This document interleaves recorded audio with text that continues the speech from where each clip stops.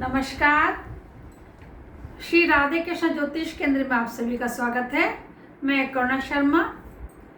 मैं आज आपको अपने घर का मुख्य द्वार कैसा होना चाहिए और वहाँ अपने घर में संपन्नता लाने के लिए हमें अपने मुख्य द्वार पर क्या क्या चीज़ें रखनी चाहिए, किन वस्तुओं का प्रयोग करना चाहिए, इसके बारे में आज बताऊंगी। इससे पहले आप सभी से निवेदन है कि अगर किसी ने मेरा YouTube चैनल सब्सक्राइब नहीं किया है तो कृपया करके सब्सक्राइब कीजिए, लाइक कीजिए और बेल आइकन बटन जरूर दबाइए। अपने मुख्य द्वार को अच्छा रखने के लिए जिस द्वार से हम घर में प्रवेश करते हैं वो हमारा खुशियों का द्वार होता है। उससे हमारी संपन्नता और समृद्धि का केंद्र होता है, वहीं से सब कुछ आता है। सुख शांति आती है, संपन्नता आती है हमारे जीवन में और वहाँ पर समृद्धि भी हमारे उसी रास्ते से आती है।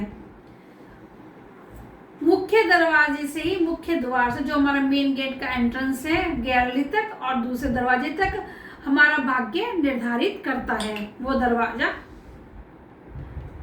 अपने मुख्य द्वार पर जब घर में कोई मंगल कार्य होता है तब तो हम कुछ चीज़ें लगाते ही हैं, लेकिन अगर हम हमेशा ही उन चीज़ों को अपने दरवाजे पर लगा कर रखें तो इससे जो वहाँ की निगेटिव वाइब्रेशन है, नकारात्मक ऊर्जा है, वो चीज़ें लगाते हैं तो वो सब सोख लेती हैं। अला बलाएं बुरी बलाएं कुछ नहीं वहाँ से प्रवेश करती हैं। सबसे पहले क्या चीज़ है, हमेशा अपने मुख्य द्वार पर आम के पत्तों की बंधनवार जरूर लगानी चाहिए। आम के पत्तों की बंधनवार अधिकतर लोग नवरात्रों में लगाते हैं या घर में कोई पूजा पाठ होती है तब लगाते हैं। अगर हम हमेशा लगा कर रखें तो उससे जो निगेटिव ऊर्जा है आम के पत्तों द्वारा सोख ली जाती है। आम के पत्ते ऑक्सीजन देते हैं, सूखने के बाद भी इनकी ऑक्सीजन खत्म नहीं होती और 6-6 महीने तक, 4-4 महीने तक भी ये टिके रह सकते हैं, सूखे हुए भी, अपने आप नहीं झड़ते। तो आम के पत्तों का बंधनवार अपने मेन गेट पर हमेशा लगाना चाहिए। दूसरा, अपने मेन गेट पर जब घर में कोई मंगल कार्य तभी नहीं, हमेशा 12 महीने स्वस्तिक बनाकर जरूर रखना चाहिए।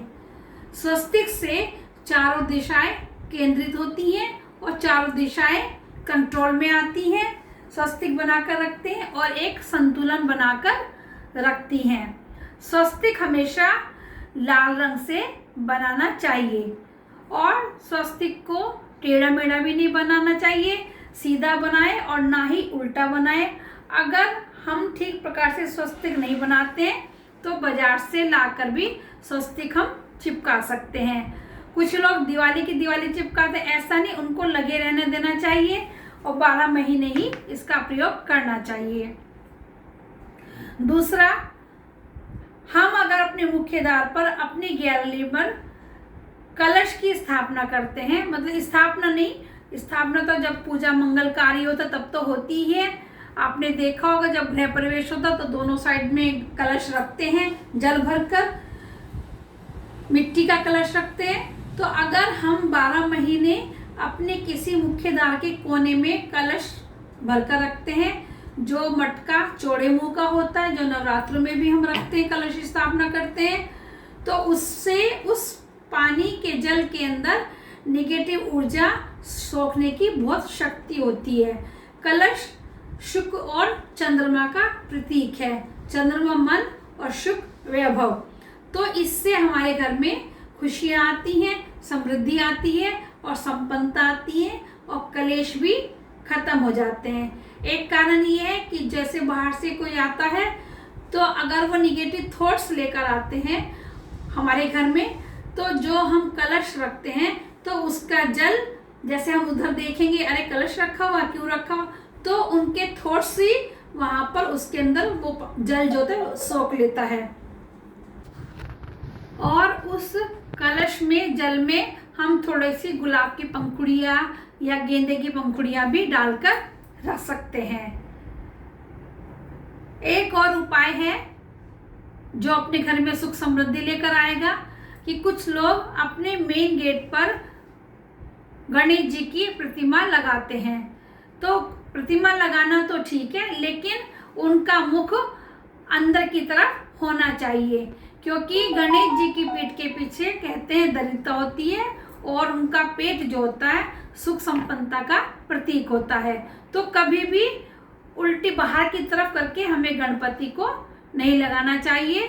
और अगर हम सही तरीके से गणपति लगाते हैं तो इससे भी हमारे जो मेन गेट की ऊर्जा है वो संतुलित होती है। अगर हम इन सब उपायों को करते हैं, हमेशा करते हैं, तो हमारे घर में खुशहाली बनी रहेगी। इसके साथ ही मैं ये एपिसोड आज यहीं विराम करती हूँ। नमस्कार।